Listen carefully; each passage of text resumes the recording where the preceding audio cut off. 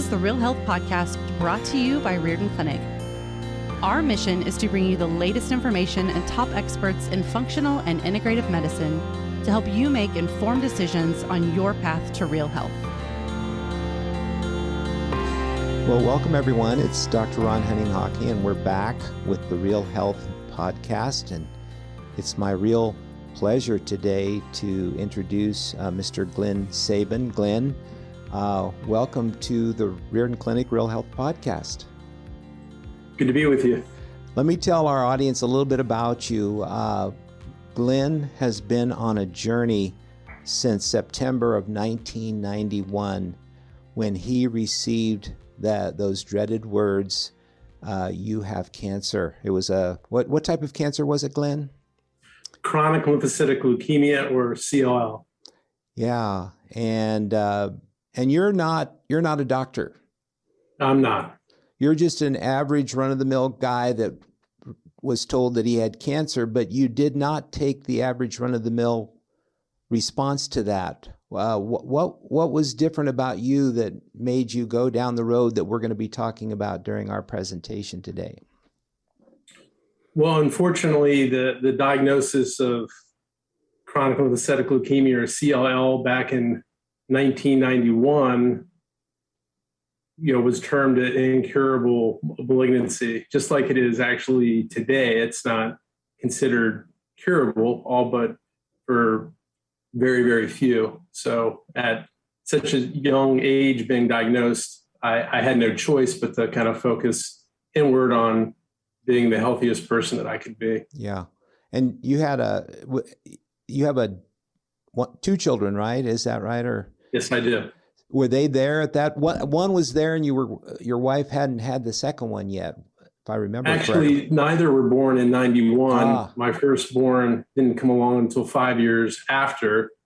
And there was treatment choices that I could have jumped on upon diagnosis, and that would have, pushed me to a bank sperm if I wanted to have kids, because I would have been sterile through those therapies. Yeah. So I know our listeners, the Riordan Clinic, the whole gist of the Riordan Clinic under Dr. Riordan was helping people find out what they could learn for themselves to take better care of themselves and achieve better outcomes. And so we attract a lot of what I consider unique, special, wonderful people who we refer to as co-learners, because they come not as just passively looking for our help, but they want to be a part of the healing journey. And I see you as a really a pioneer co-learner who was not willing to sit down and take that diagnosis without some kind of significant response. But was that always in you, or what was the inner motivation that led you to take this incredible journey?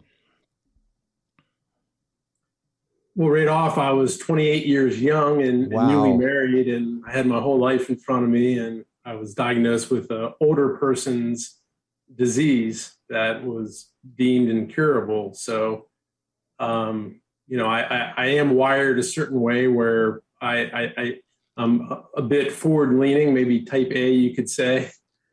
So I was kind of predisposed to having an attitude or approach that I may dig a little bit more deeply than the average person, perhaps. But I think it was being told that there was nothing really that I could do, in combination with knowing that the standard of care at that point was purely palliative. So I had to kind of double down on what I did have control over. And for me, that was control over quality of life, and to an opportunity to work on my underlying, health and immune function and resiliency. It's interesting that when people get a diagnosis, oftentimes the focus goes immediately to the disease and what can we do to treat the disease. And you mentioned the fact that I think that it was Dr. Riordan's insight, and I keep working with it with our patients as well. What is it that I can do to improve my health? The Riordan Clinic used to be called the Center for the Improvement of Human Functioning. And so evidently you had that spark of, I'm just going to say genius, to say, hey, I've got to really work on quality of health. And so how did that shape up for you? What were you needing to do to be healthier? Well, I just saw it immediately that the host and the tumor environment are not mutually exclusive, and that as much attention, if not more, needs to be put into the host environment. The person who is hosting this, life-limiting or, challenging event, in this case, a malignancy.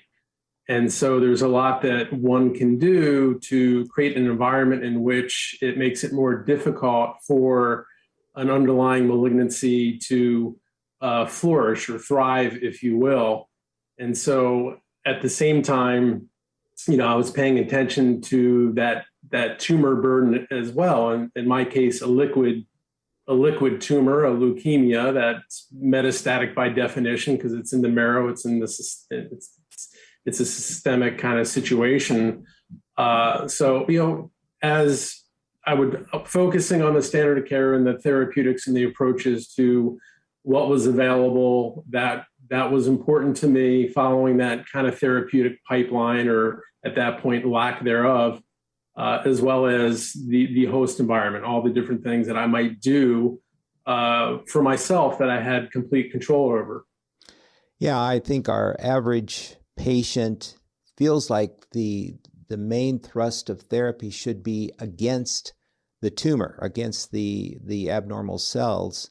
And I think that's the whole kind of medical oncology, traditional oncology approach.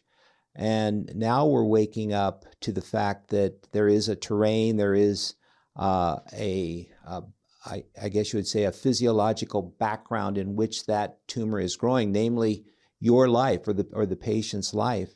And so it's important then to start getting more scientific about what the different elements are that constitute a healthy terrain or a healthy environment, such that the cancer cells would lose their impetus to grow. So I'm hoping that's kind of where you were. And so what were some of the early steps you took to kind of start to correct your terrain? Well, I focused on where the literature lived at that point.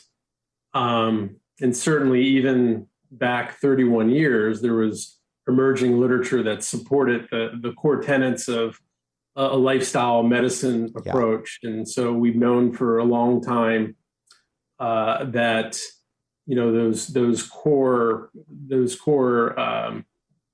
elements, nutrition, movement, physical activity, stress reduction, restorative sleep, hydration. We've known for a long time that paying attention to these things can help prevent cancer. And so by extension, it's logical that it would have an impact on the management of a diagnosis or contribute to various types of therapies and or on their own. Yeah. So there's a Dr. Cohen at MD Anderson that has written a wonderful book, Anti-Cancer Living, and he talks about the mix of 6, which is pretty much what you just said. He would add maybe the toxicity element. There are toxins, and probably ever more so even in the 30, 40 years since you were diagnosed. So that's a part of it. And then sleep. Turns out sleep is incredibly important in terms of preventing cancer. Who would think? But people who do night shifts they're actually talking about that as a carcinogen. Just having shift work. Lorenzo Cohen is actually a colleague and a friend, and he was kind to include me in his book, and he's been at it for a long time. And I don't know of anyone that's done more investigating at a fairly high level and has been given more grants through NIH and NCI for even his work just based on mind, body, and meditation and those sorts of things. Yeah.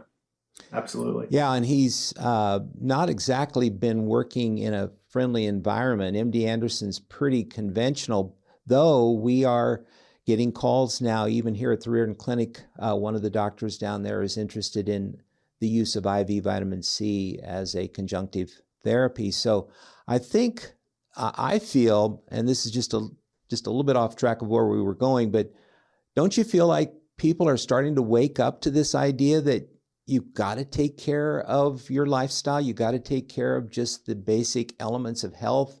And if you don't, just treating the cancer alone just doesn't quite make sense. Yeah. There's certainly been, quite a evolution, since I was diagnosed in 31 years. I was 31 years ago, it was kind of the pre-internet world, and there wasn't a lot of folks talking about this stuff. There was some very early pioneering, integrative cancer, physicians such as, Dr. Block and Keith Block and a few others. But yeah, I mean, it's grown beyond exponentially. Folks want to take better care of themselves. There's more literature, not a ton, but it's certainly growing apace. And, in the age of COVID and these future pandemics to come and pathogens, the idea of focusing on immune function and reducing or eliminating comorbidities and becoming more resilient when you live in an environment in this 21st, the second decade of the 21st century, and there's a lot stacked against a human being just in the environment, from the water, from the air, from the what's very most accessible food choices and that sort of thing, where all these different factors add up to a situation where if you're not focusing on immune function and resiliency, then the chances of getting sick and probably a malignancy at some point in your lifetime, it's getting higher and higher. Yeah. So. One other step that in just rereading your book recently, that I think is very much worth emphasizing is, from the very beginning, you worked in a highly integrative way with your doctors. There's been in the past an idea that patients should maybe try this completely on their own, I'll go the alternative route. But I think we have integrative oncologists on our staff, and I value them highly. Can you just speak a minute about how important it was for you to stay in touch with your doctors and to use the laboratory testing to kind of monitor the progress of your condition, so that you got good feedback that what you were doing was actually helping you? Sure. No, it's an important part of my story. I was fortunate enough for my local community hematologist, he had the presence of mind to connect me with an expert on my particular type of disease. He was an expert in this area, an academic at the Dana-Farber Cancer Institute, and that was Lee Nadler, who's now the dean, Harvard dean.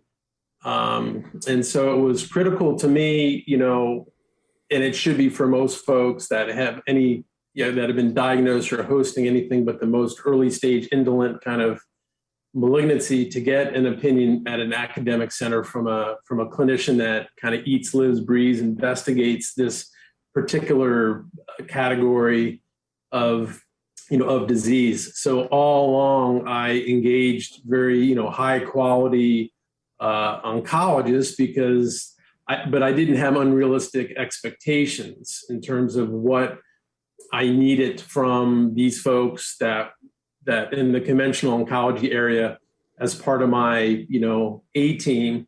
They did their thing. They focused on the disease, the tumor burden, just targeting on the malignancy and the drugs and the therapies and that sort of thing. And I spent a lot of energy then on trying to figure out, the things that I should be doing around lifestyle, supplementation, et cetera, that I could focus on that kind of health creation side. I did work with a couple of pharmacists that were nutritionists at different points through my journey, but it wasn't until 19 years after diagnosis that I actually started working with an integrative physician. Yeah. Yeah. Well, you refer, by the way, Glenn's book is entitled N of One, and basically you were the experiment. It's an experiment, but it's like this N of One experiment is a bunch of little experiments hooked together, where you had to have some validation from the things that you were trying, whether it was lifestyle or supplements or whatever it was. You needed the feedback to let you know you were on the right track. And I think people that hear about N of One as an experiment, they think, oh, you're going to do one thing and that's it. But your journey was the journey of 1,000 steps or more, probably 1,000,000 steps, but little steps that you were taking, that you were trying out to see if they helped you not only feel better, but to get better blood counts, to have other tests that showed that you were actually making progress, or if you were going in the wrong direction, you could change course with some of the things that you were doing. I really did track, very closely tracked over decades, literally. I continue to do it to this day to see what I could correlate with the things that I was doing and trying with changes to the blood. And when I became very ill at one point, feeling the full force and effect of the leukemia, then it became even more critical to watch even more closely and to get tested even more frequently during a very acute kind of period of time. Yes. So I think that you can try different things. If I'm not I'm not necessarily a proponent of alternative cancer care in lieu of effective, safe standard of care. I just think that we should be reaching for more than standard of care, whether that's integrative oncology and lifestyle approaches, or whether that's precision, the promise of precision medicine that's looking at, each disease as unique. Each person who's hosting a disease is unique to them. There's no other disease that's identical to what a person is hosting. Just like from the host environment side, there's no one person, even an identical twin is not identical from a host standpoint, and so it's important to kind of push, especially for me, Dr. Ron, in those early years. When I say early years, I mean, it's really the first, 20 years since diagnosis until there was actual significant activity on the conventional oncology side. It's different than it was, today. It's much different than it was, back then. So yeah, I had to measure what I was doing to, as you mentioned, validate or correlate some of the things I was doing, even though I could never reduce. I didn't take a reductionistic kind of approach to it. There was several things, quite a few things that would just be part of what I would be doing and that I continue to do today. And it's, impossible to reduce that in a scientific study. Too many moving variables and a biostatistician's nightmare. Yeah, I picked up from reading the book, though, that you became quite the scholar of looking up the various mechanisms of nutrients, herbs, various interventions, and you sought out people like the specialized pharmacists who were experts in those areas to verify what your hunches were, what your thoughts were about using these various interventions. So it was a very well thought out, not just kind of randomly try this, try that. It was even though it you had to put it together to fit you and your circumstances, it nevertheless made sense, at least to you and to the people that you were consulting. Yes, absolutely. That was an important part of the process. And I think do that's it at as high level as possible based on limited literature, especially made that challenging. And it continues to be challenging for most people today. right. And there's that co-learner concept that Dr. Riordan espoused, that people can learn together. The patient can be their own advocate and look and try to find pathways, but then they need the feedback of someone that has more experience, so that together you form a kind of team. Especially in your case, you had a number of people on your team helping you, the doctors, the pharmacists, your family. It sounds like your wife was a tremendous support person for you, and probably a lot of friends and your own personal doctor. That, I think that's really important to get that team idea going in our cancer patients, because it takes a village, to say at least, to get to where you've gotten. Yeah, having a good a team, a comprehensive team in place is important. Various folks play various roles, and it's important not to have unrealistic expectations on, the areas of expertise or lack thereof of certain parts of your team. And yes, my wife, Linda, she's really the champion in my story. It's important to have, a strong family and that support. And I'm grateful for that, for sure. Was there a spiritual dimension to your journey?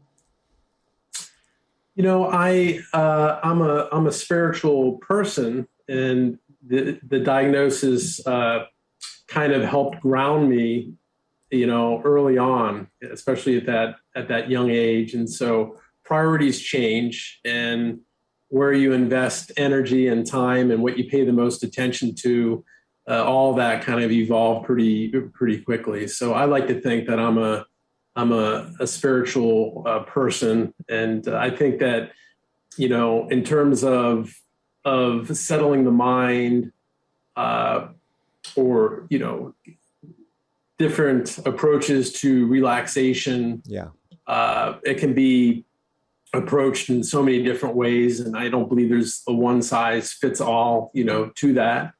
But certainly, it's been part of what I've focused on.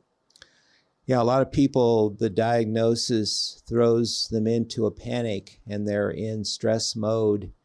And there has to be some terra firma there where people can feel confident that they're moving in the right direction, and that people are going to give them feedback and help along the way. And so that connectivity is what Dr. Cohen calls it. Having that connectivity on all levels is really, really helpful. Sounds like you also made good use of nature, getting out into the sunshine, walking outdoors, walking your dogs. Talk about unconditional love. Thank God for dogs. So anyway, how about that part? Well, nature is a big part of the story, I guess, and something that I rely on a lot. I spend a lot of time outdoors, and even getting a lot of exercise, at least cardio, outdoors. So that's incredibly important to me, and to also put my hands in soil and just to be, in nature. It really moves me, and I think that it has high therapeutic value as well.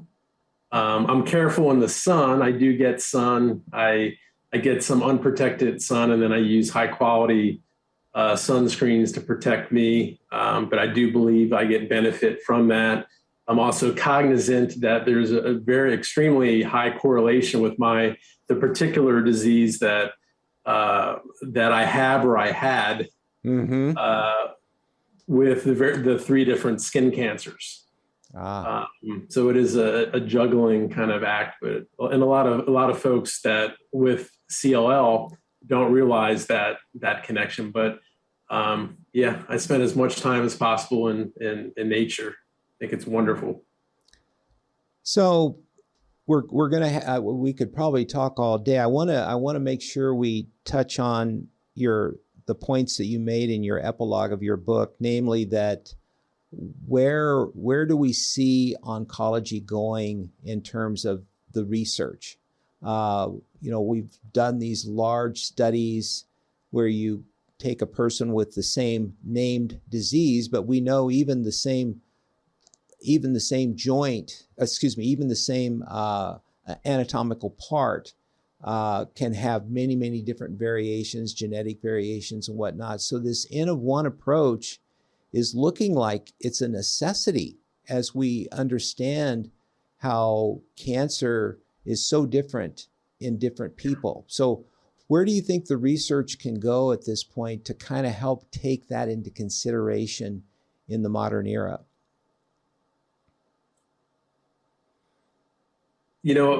Case reports and N of one studies used to be and still, considered anecdotal cases and kind of quickly dismissed by some. But as we move toward on the conventional side to real precision oncology and doing next generation sequencing and looking at all these druggable pathways that are specific to an individual's particular situation, I just think that there's going to be evolution on the conventional side because I see it unfolding, and it's something that I'm very involved with as a active cancer coach.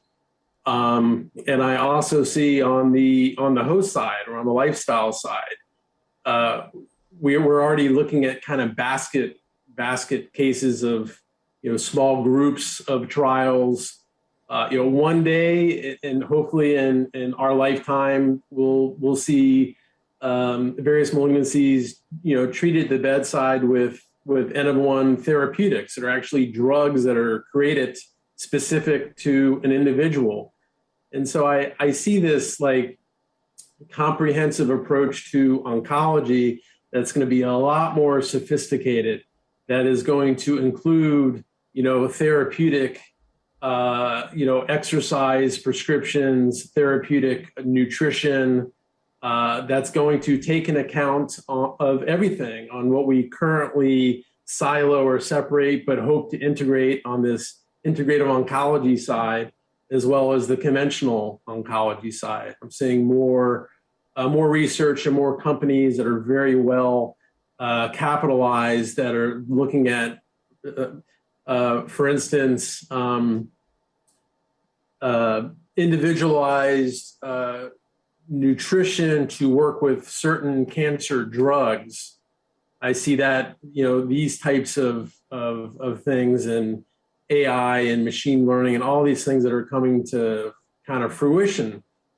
So it's an amazing time, I think, both for proponents of integrative care and on the conventional oncology side.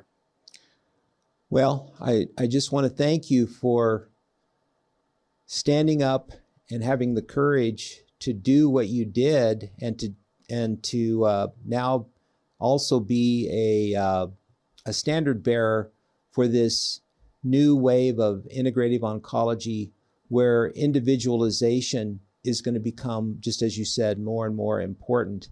And so I think you stand as an inspiration to people who are just now being diagnosed. And I'm sorry to say, we're just getting more and more calls. The cancer epidemic rages on, unfortunately, but I think we need to have the kind of tools and approach that you lived to help people understand they can beat cancer, but it's not going to be easy. They have to really put their whole being behind the effort. But it's always great when someone stood up and said, I'm going to do this, and you did it. And so thank you so much. Any final thoughts before we part? Well, I'll say this, in life and in health, we are each an N of one. We are each unique, and finding our paths and being curious and asking more questions. It's all an important part of a process, especially toward, health creation and becoming the most resilient person that we can be. Glenn, thank you so much for being on Real Health and for having Real Health and for being that kind of person that can be an inspiration to all of us. So hope you continue to stay well, and we hope to talk again sometime soon. Thank you, Dr. Ron. Thank you. Thank you for listening to the Real Health Podcast. If you enjoyed this episode, be sure to subscribe and leave us a review. You can also find all of the episodes and show notes over at realhealthpodcast.org. Also, be sure to visit riordanclinic.org, where you will find hundreds of videos and articles to help you create your own version of Real Health.